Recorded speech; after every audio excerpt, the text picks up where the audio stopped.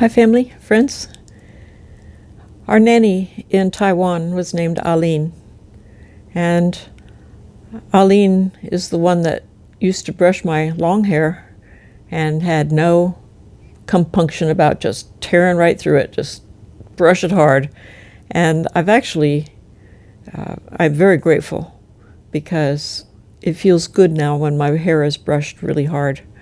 And it's all because she toughened up my head.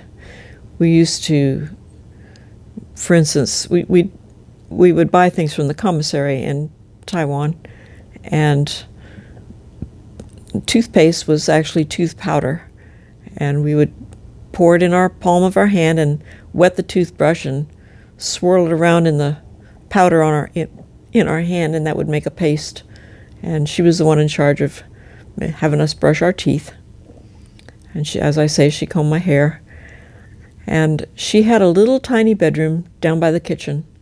And we were not allowed in there unless invited, and we were rarely invited. But one time I was invited, and I was sitting on her bed while she let down her hair and combed it out. She always wore it in a braid wrapped around her head. She could stand on her hair.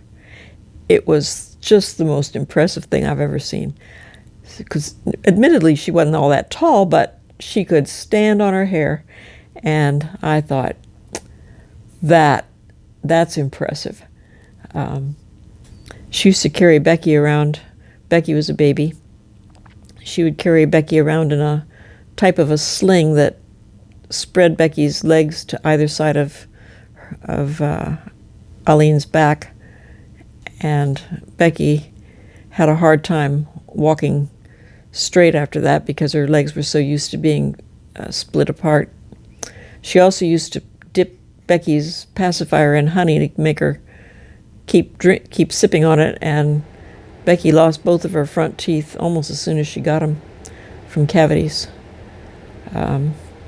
So she went without front teeth for a long, long time. But when it was time to leave Taiwan, we had to go back earlier. We went back in February, and Daddy had to stay for another 6 months. And we were saying goodbye to him at the airport, and I was crying and crying and crying. And he said, "Don't worry, Linda. I'll be coming home soon. It won't be long. It'll be just 6 months, and I'll be back home." I said, "I'm not crying because of you. I'm crying because I'm going to miss Ahlene." I'm sure that went over well.